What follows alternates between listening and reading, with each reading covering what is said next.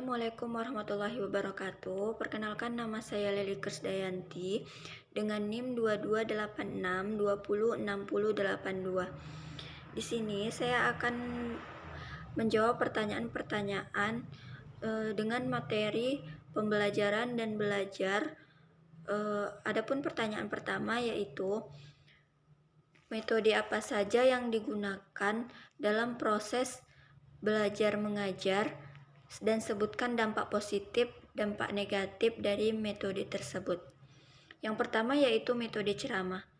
Metode ceramah yaitu guru menyampaikan pengetahuan kepada siswa sehingga siswa mendengarkan dan mencatat apa yang disampaikan oleh guru. Yang kedua yaitu metode teknologi. Metode teknologi memanfaatkan alat dan aplikasi teknologi.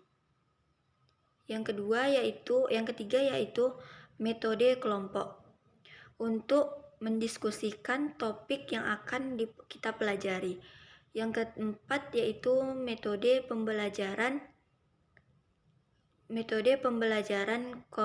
kooperatif, yaitu melibatkan siswa bekerja secara waktu dalam menyelesaikan tugas bersama. Yang kelima yaitu metode pembelajaran berbasis proyek, menciptakan kreativitas dan pemecahan masalah. Dampak positif dari metode ceramah yang pertama yaitu dampak positif dari metode ceramah yaitu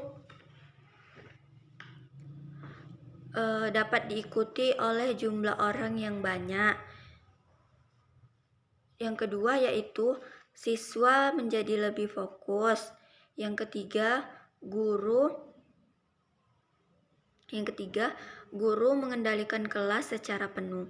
Dan kekurangan dari metode ceramah itu yaitu siswa menjadi pasif, proses belajar kurang menarik dan membosankan, dan yang ketiga yaitu proses pengajaran berfokus pada pengertian kata-kata saja dan kurangnya sehingga siswa lebih tidak menghiraukan apa yang dikatakan oleh gurunya. Dan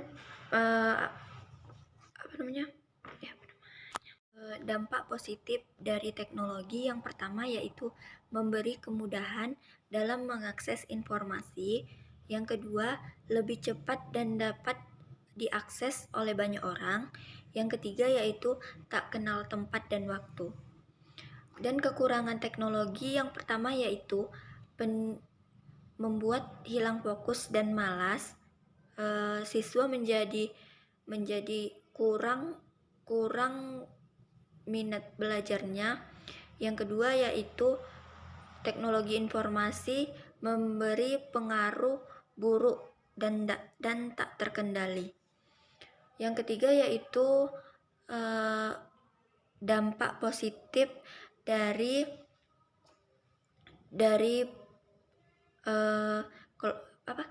metode pembelajaran secara berkelompok.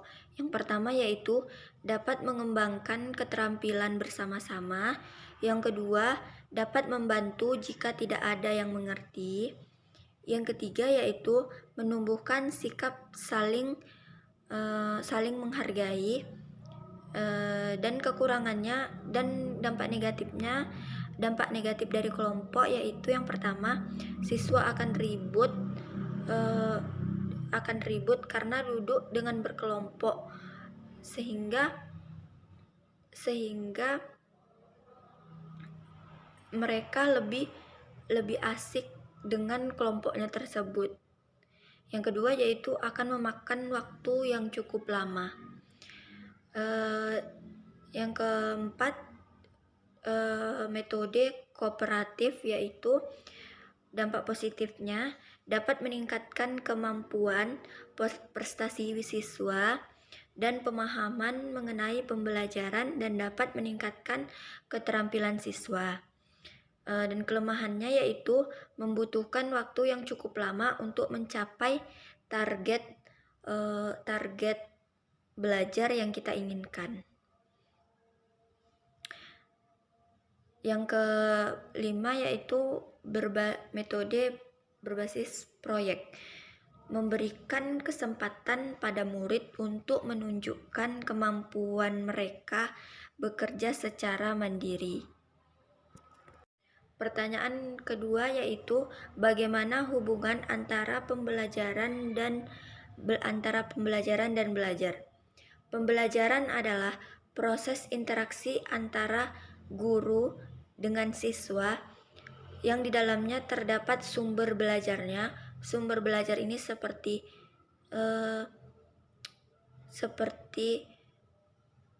bukunya, penanya, sumber belajarnya, dan yang menjadi lingkungan belajarnya.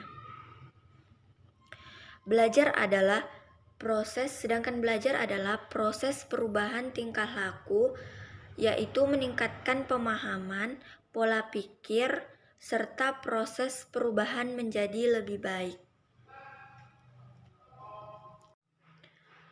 Pertanyaan ketiga yaitu apa yang membedakan belajar dan pembelajaran dan apa hubungan antara belajar dan pembelajaran.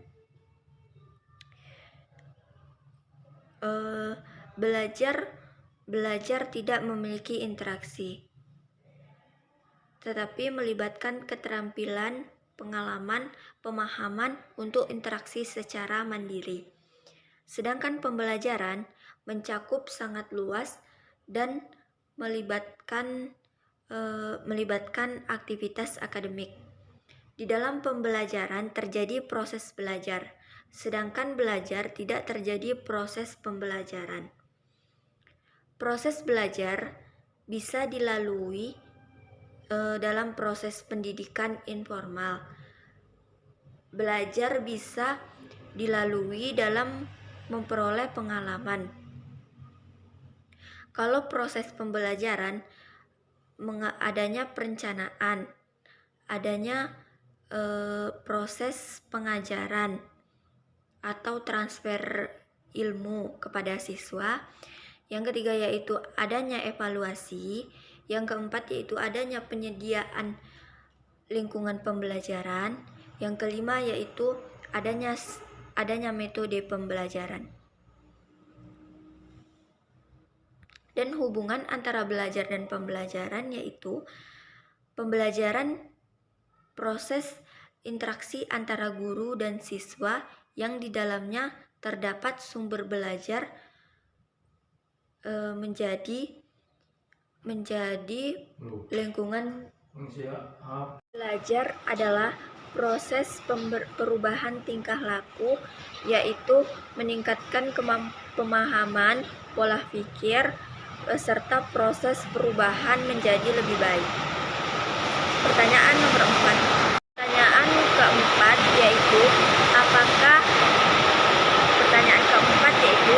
apakah tempat tinggal siswa ada pengaruh pada kegiatan belajar dan bagaimana cara mengatasi hambatan dari lingkungan sekitar tersebut.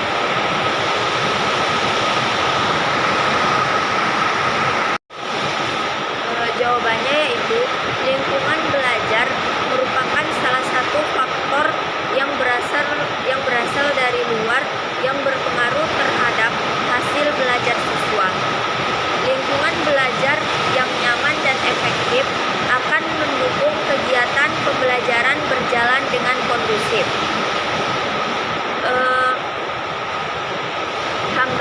Hambatan yang terjadi pada siswa yang pertama yaitu anak banyak masalah.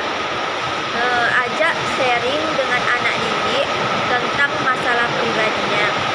Yang kedua yaitu introspeksi diri, apakah cara mengajar kita yang membosankan atau memang anak tersebut yang mengalami masalah. Yang ketiga yaitu libatkan anak-anak cerdas untuk membantu temannya, agar teman yang kurang mengerti bisa dibantu oleh teman-teman yang mengerti. Pertanyaan kelima yaitu jelaskan hal apa saja yang harus Anda lakukan agar pembelajaran dapat berjalan dengan baik dan benar. Jawabannya yaitu guru harus konsisten dengan waktu pembelajaran. Yang kedua yaitu gunakanlah materi pelajaran sesuai dengan silabus dan RPP. Yang ketiga yaitu pemilihan metode atau model pembelajaran kerja kelompok. Yang kelima yaitu gunakan sumber belajar yang berupa seperti buku, alat peraga, atau yang mudah dimengerti oleh siswa. Baiklah, hanya ini yang